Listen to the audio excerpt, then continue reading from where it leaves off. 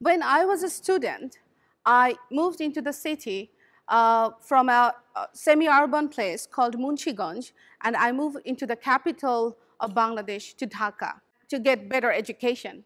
And at that time, I stayed there permanently, but before that, I used to visit my relatives more often. And when I used to go to Dhaka, I used to think, what's the matter? Why it's so densely populated? Why the city is so busy? The other cities are not, but this city is different. And then I studied there, and I started my university life. And at that time, I get involved with a research organization called Refugee and Migratory Movements Research Unit. When I was a student, when I started my life in the capital, I didn't comprehend the dynamics of migration. That was the beginning with that organization that I came to know about migration, internal displacement, and other issues. And in that time, after that, I finished my MA, and I started working with that organization. I was doing field works, writing research papers, and presenting a lot. And afterwards, I studied law, and I studied governance and development. And today, here I am. Now I teach political science at Jagannath University, which is located in the capital of Dhaka, Bangladesh. And this is a public university. Migration-related issues, environmental issues become my passion. So now I do research and I teach, and today I'm here to talk to you about these issues. I told you about the capital. When I came in that city, it was like 6.5 million people, and now it's more than double actually. More than 14.5 million people live in that city. You can look at the city. This is a residential area and how densely populated it is. And here, it's the business hub. Look at the street and the buildings. It's really, there's no space. And the roads. This is the best situation. So usually, the roads become more, get more bad traffic than this. Today, I would like to talk about forced migration and about age, as my title mentioned this. So forced migration can happen for many reasons, and it's kind of multiple phenomena.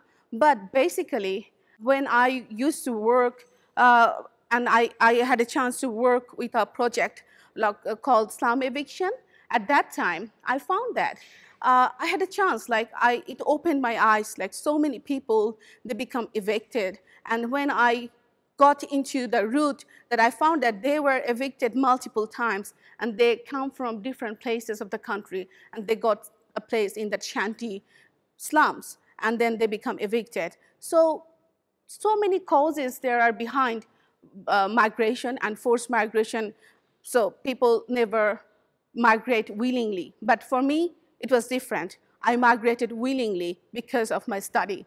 So there are two main causes of forced migration. One is development project, so people were being forced to migrate, and another is climate-induced migration.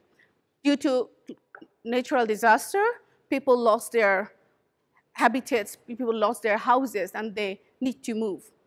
I'm showing you a development project. It's Jamuna Bridge project, and it's in 1998, June, they inaugurated the bridge. And for this bridge, 100,000 of people were displaced. At that time, they were promised that they are going to get their place to stay, and later on, they didn't get anything. Although people started movement, and as a result, government tried to rehabilitate them, but at some point, there were so many people, they had to move into different shore. This is kind of island nearby the Jamuna River, in the basin of Jamuna River, nearby the towns, and also to the big cities. And most of the people, they moved to the capital because then they can earn their livelihood. And this bridge is long about 4.8 kilometers, and this was one of the biggest bridge in South Asia at that time. So here I post that that's not end. People moved by this development project. And now another development project is going on. There is another mighty river, Padma, in Bangladesh, and government is building another big bridge. Although this kind of project has great impact to the economy, it's good for the country, but most often these bridges causes like a lot of forced migration. Here you can see the structure of the bridge, and it will be like 5,580 meters long. It would be the biggest one than the previous one. So now people are being evicted, and they're claiming that where is our place to stay? And each time they are being forced to migrate, it's not that the monetary issues that they lost. They lost their houses, cattle, cultivable lands, and it has an impact on their everyday life, on their psychology, and everything. We got our first point that development causes forced migration. And there's another root causes I mentioned earlier, natural disaster, that also caused forced migration.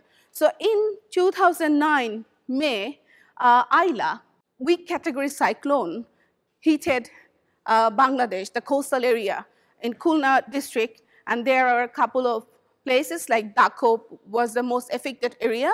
Here you can see the coastal areas, that green marked places, it was there. Instantly, 320 people died. They didn't have chance to move even. And also 50,000 people were displaced instantly. And 2.3 million people were affected in total. And the embankments were broken. You can see here that one of the embankments were broken, and they lost their crops, houses, and all other schools, college, and all other structures there. And there, everything was submerged by water, and those water was stranded there. And also, they didn't have any place to go. And later on, they lost their shrimp cultivation, because in those coastal areas, shrimp cultivation was become so popular. They started cultivating it. And after that Ayla, because of water salinity, those shrimp cultivations, that now they can't cultivate shrimp, they can't cultivate any crops.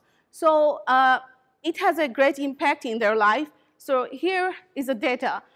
After the cyclone Ayla, it was a report like how many places were affected. So here I put one upazila, as I mentioned, the Dhaka upazila, Khulna, and it has like 7 unions. Those are administrative part. 7 unions were affected most, and here all the places like how many households were affected, what was damaged, and then here we mentioned that 52,000 people were displaced in total. So afterward, what happens? The water stranded, and after 2 years of Ayla, I visited that place, and then I found this scenario. Here, those were actually shrimp farms and cultivable lands. Now, they can't cultivate anything, and this water was stranded there, and it didn't move until that time. So it caused various diseases to them. And also, they were suffering from pure drinking water. All the water was so salty, they couldn't drink. So they had to, especially women, they had to fetch water from miles and miles away. When people are being displaced, when people are forced to move, then those people who have money, they can do it proper way. Those people who had their capacity, economic capacity here I mean, then they moved actually to the cities or other places to build a new house. And those people who didn't have any capacity, they had to stay there. And they become like without work. And other people who had capacity, they moved to the different Middle East countries, like they become migrant worker. So what happened to these people? Actually, in this kind of situation, people become vulnerable and they need aid. That's the issue here. People need aid, and what's the role of aid in their life? So it's not the end. Like after that Ayla, there were a couple of cyclones, and this is from last week. Another cyclone hit was there in the coastal areas in Cox's Bazar. So this is kind of growing phenomena due to climate change, and the poorest country, they are suffering more, and these coastal regions, these are really poor people, so they are like juggling with their everyday life to survive. So when we talk about aid, when I visited that area, I found that what happened, why people are still in that same situation, they don't have proper clothes, proper food, and then I found that usually aid comes from, like here I put 3 different channels, like mainly government and international, national NGOs, international aid organization. And how it dispersed? It disperses through local political representatives, leaders, and also government officials, and also influential people. So they receive the aid from those organizations, and then those are the common people here. The middle section, like they make a list who will get what on the basis of their own judgment. There is no framework for that kind of judgment. And I found that so many people, those who didn't support those political leaders during election or didn't work for them, they didn't able to get aid because their names were not in that list. And also government officials, sometimes they become biased by political leaders, so they actually didn't follow up all the procedures properly. So many people didn't get aid. And there are other options like food for work, this kind of project, and then they again dispersed the money and the work.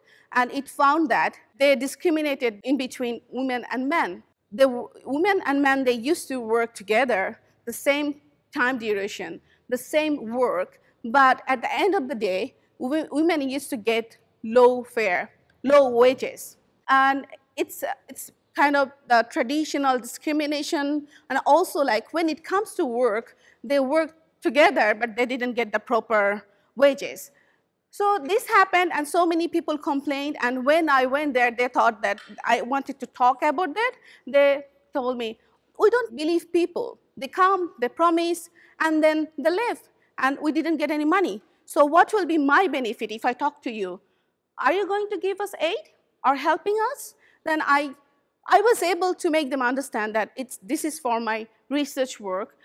There's no chances to get aid through my work, but it might be beneficial in a long term that I could let other people know about the situation here. There might be other way of helping. Other people or other organization might help you in that way, but I'm not here to give you aid. So that's the scenario of aid. They wait, and when they get aid, they eat and they sit. They are not lazy. They were made in that way to dependent, and also there was no proper policy, and they spend their life in that way. So what's the role of aid then? When aid finishes, people become starving and they don't have anything to do. So how come it will be effective? Here is a diagram that I made that how can we make aid effective? When people are really helpless, aid is a crucial factor that they need.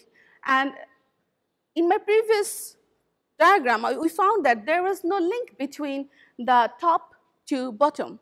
So everything should be interconnected, like government, national, international NGOs, international aid organization, they should be interconnected with local political representatives and also leaders, officials, and influencers, and also they have to be connected with the grassroots people who needs aid. And it should be on their need basis. They need to talk more.